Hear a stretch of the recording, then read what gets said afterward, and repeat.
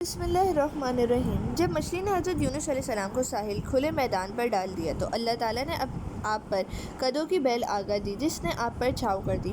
آپ کی غذا کے لیے اللہ تعالیٰ نے وہاں ایک جنگلی بکری یا ہرنی مہیا کی جو زمین کی گھاس وغیرہ کھا کر گزارا کرتی تھی۔ وہ بکری آپ سے مانوس ہو گئی اور صبح شام آپ کو دودھ پلاتی رہی، حتیٰ کہ آپ کے جسم میں طاقت آ گئی تو قدوں کی بیل سوکھ گئے اور بکری نے بھی دودھ پلانا بند کر دیا۔ آپ بہت غمگین ہو گئے کہ اللہ تعالیٰ نے یہ دونوں نعمتیں واپس لے لیں۔ اس پر اللہ نے فرمایا، اے یونس علیہ السلام، آپ اس قدر غمگین ہو گئے مگر ہزاروں بندگان الہی کے لیے بد دعا کرتے وقت آپ کا دل کیوں نہیں دکھا؟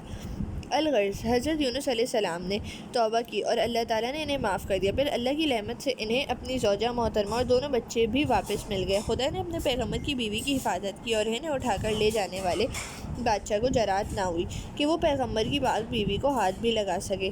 اس کے بعد آپ کو آپ کے دونوں بیٹے بھی واپس مل گئے۔ شہر کے لوگوں نے آپ کو بتایا کہ ایک لڑکے کو ہم نے بھیڑیے کے منہ سے چھڑایا تھا جبکہ دوسرے لڑکے کو ندی میں ڈوبنے سے بچا لیا تھا۔ حضرت یونس علیہ السلام کے مچھلی کے پیٹ میں قیام کی مدت مختلف مصنفین نے مختلف بیان کی ہے۔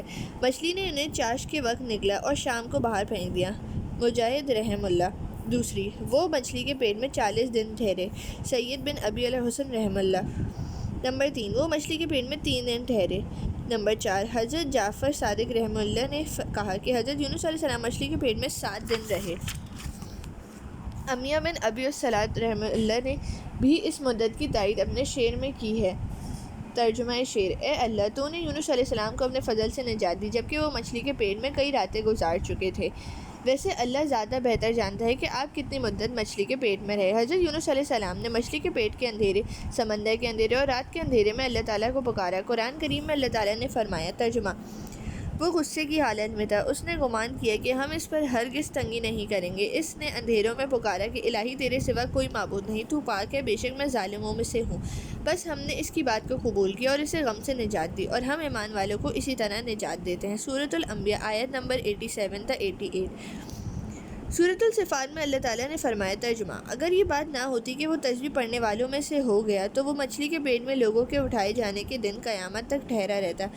سورۃ الصفات آیت 143 تا 144۔ مفسرین نے اس کا مفہوم یہ بتایا ہے کہ اگر وہ یونس علیہ السلام مچھلی کے پیٹ میں اللہ کی تسبیح نہ پڑھتا، عاجزی اور انکساری کا اعتراف نہ کرتا اور اللہ تعالیٰ کی طرف رجوع اور توبہ نہ کرتا تو وہ قیامت کے دن تک وہاں رہتا اور مچھلی کے پیٹ سے ہی اٹھایا جاتا۔ اس کے بعد آپ نینوہ شہر چلے گئے اور تبلیغ حق کرنے لگے۔ آپ کی آمد سے نینوہ کے لوگوں پر تمام آفات و مصیبتیں ٹل گئیں اور وہ بہت جلد خوشحال ہو گئے۔ اس کے چند برس حضرت یونس علیہ السلام کا انتقال ہوا اور آپ کو نینوہ شہر میں ہی دفن کیا گیا، لیکن بعض مفسرین کا خیال ہے کہ آپ کا مزار شریف کوفہ میں ہے۔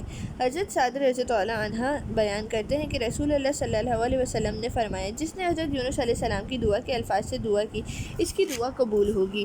کوئی مسلمان کسی معاملے میں بھی ان الفاظ کے ساتھ دعا کرتا ہے تو اللہ تعالیٰ اس کی دعا قبول کرتا ہے۔ دعائے یونس علیہ السلام۔ بسم اللہ الرحمن الرحیم۔ لا الہ انت سبحانک انی کنت من الظالمین۔